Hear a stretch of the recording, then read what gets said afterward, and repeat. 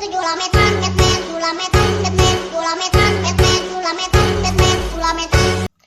guys, sebelum kalian nonton video ini, jangan lupa like, comment, and subscribe ya. Jangan lupa, bye-bye. Assalamualaikum, perkenalkan nama saya Putri Fazria Muhammad Yusuf dari kelas 11 IPA SMA Al-Manar Azhari.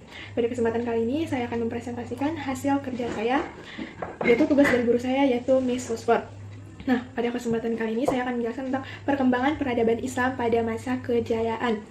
Kenapa sih dikatakan zaman kejayaan Islam? Nih, karena dalam rentang waktu tersebut umat Islam menguasai dunia dalam berbagai bidang seperti bidang politik, ekonomi, sosial, dan berbagai jenis ilmu pengetahuan lainnya. Nah, pada masa kejayaan tersebut, aktivitas kehidupan senantiasa bersumber pada Al-Quran dan hadis Nabi Muhammad SAW. Nah, perkembangan ini terjadi sekitar tahun 750 sampai 1258 Masehi. Ada dua hal yang berpengaruh. Yang pertama yaitu kebijakan khalifah. Yang kedua adalah respon umat Islam. Yang pertama kita bahas di sini adalah kebijakan khalifah. Kebijakan khalifah Daulah Abbasiyah berbeda dengan kebijakan para khalifah Daulah Umayyah, yaitu masa ini berlangsung selama 508 tahun, yakni dari 132 sampai 656 Hijriah atau 750 sampai 1258 Masehi. Masa pemerintahan Bani Abbasiyah terbagi menjadi 5, yaitu yang pertama, berlangsung selama 97 tahun. Tahun ini disebut Persia pertama. Yang kedua adalah berlangsung selama 98 tahun. Tahun ini disebut yaitu pengaruh Turki pertama. Yang ketiga yaitu berlangsung selama 110 tahun. Tahun ini disebut dengan masa pengaruh Persia kedua. Yang keempat yaitu berlangsung selama 139 tahun. Tahun ini disebut dengan pengaruh Turki kedua. Yang terakhir, yang kelima adalah berlangsung selama 64 tahun. Tahun ini terjadi semenjak khalifah bebas dari pengaruh dinasti lain, hanya efektif di kota Baghdad. Nah, yang kedua yaitu respon umat Islam.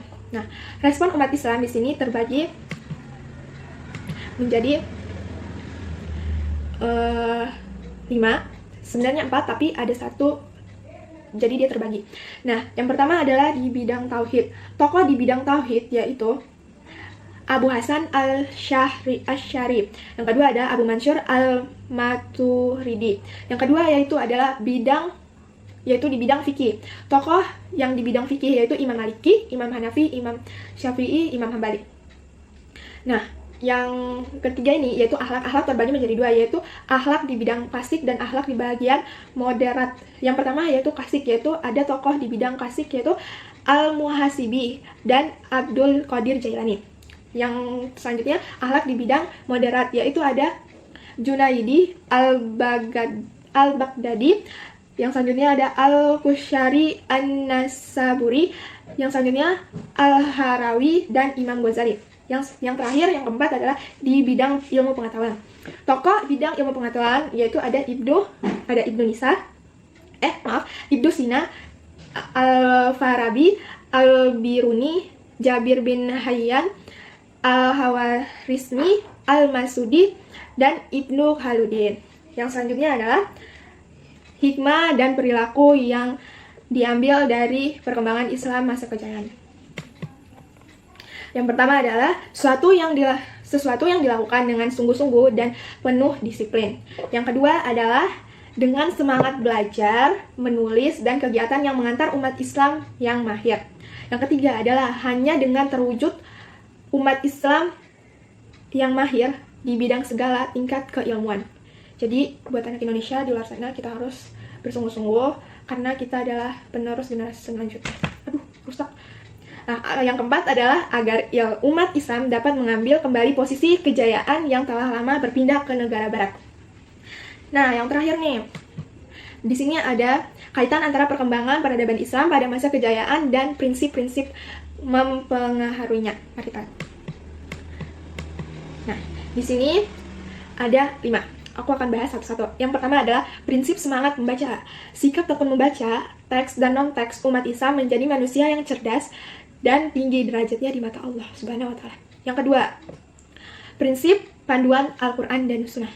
Al-Quran dan Sunnah adalah sumber informasi yang tidak pernah kering. Jadi di sini maksudnya, semakin kita menekuni Al-Quran, semakin kita membaca Al-Quran, kita akan tahu maksud dari ayat-ayat tersebut dan arti tersebut. Jadi kita rajin-rajin baca Al-Quran, bisa mendalami ilmu Al-Quran.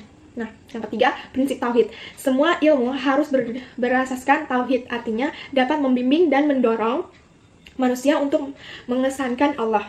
Yang keempat adalah prinsip keterbukaan umat Islam. Sikap keterbukaan membantu peluang seseorang, sikap keterbukaan membantu peluang seseorang untuk menerima berbagai ilmu dan dapat menambah hasanah dalam kehidupan. Ini juga bisa dimaksudkan dengan kita belajar gak harus dilihat dari umur. Bisa kita semakin tua kita bisa semakin belajar. Yang tua aja masih belajar, kita anak muda harus semangat belajarnya juga. Yang kelima adalah prinsip semangat penerjemah. Khalifah Al-Ma'mun selalu mendorong umat Islam untuk melakukan penerjemahan dan kegiatan keilmuan lain dengan imbalan yang sangat tinggi, yaitu dengan emas sebesar kendi. Nah, itu aja dari saya. Kurang dan lebihnya mohon maaf. Wabillahi wa taufiq wal hidayah. Assalamualaikum warahmatullahi wabarakatuh. Dadah.